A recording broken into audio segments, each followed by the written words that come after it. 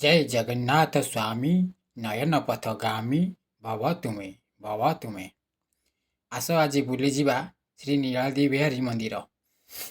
यही मंदिर जगतसिंहपुर जिला बालीकुदा ब्लॉक अंतर्गत तिगिरिया ग्राम रे थिबा काउगणा मठरे अवस्थित।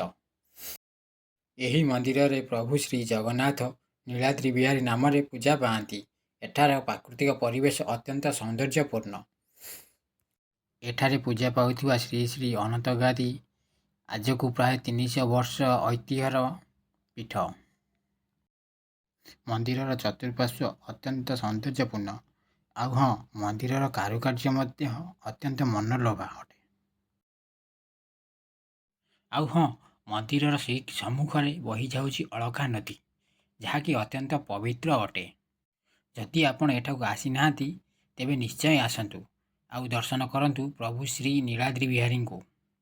मंदिर को लगी रही आउ 2 गोटी मंदिर, जहाँकि माता लक्ष्मी मंदिर और अन्यटी माता विमला मंदिर।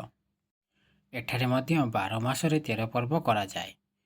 आउ एठारे मध्य रही एक तुलसी वन, जहाँकि अत्यंत सौंदर्यपूर्ण अटे।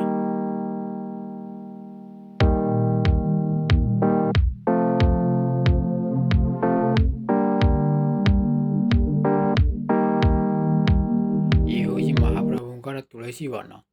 ये हेउची स्नान मंडप। देवस्नान पूर्णिमा रे महाप्रभु एठारे स्नान करंती।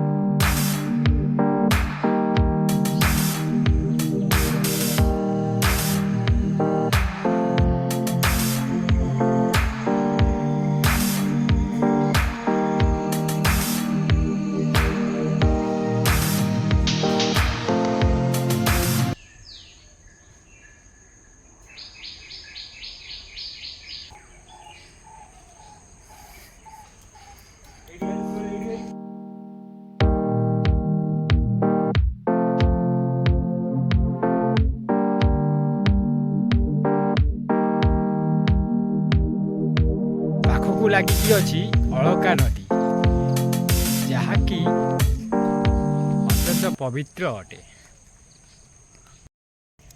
हाय सांग माने, आज आम आसी तिगिरियार शेष मुंडे थी जगन्नाथ मंदिर, जहाँकि नीलाद्री बिहारी नाम नामित। इच्छापुर पंचायत जाऊँगी। आपण मैंने आसतु जगन्नाथ दर्शन करूँ। अत्यंत सौंदर्यपूर्ण परिवेश, जहाँकि काउगणा मठरे अवस्थित। यही मंदिर आपण गूगल मैप सर्च कले पाइबे, जे कि नीलाद्री बिहारी जगन्नाथ मंदिर काउगणा मठरे अवस्थित। आपण मैंने आसतु प्रभु जगन्नाथ दर्शन करूँ। अत्यंत आनंदपूर्ण।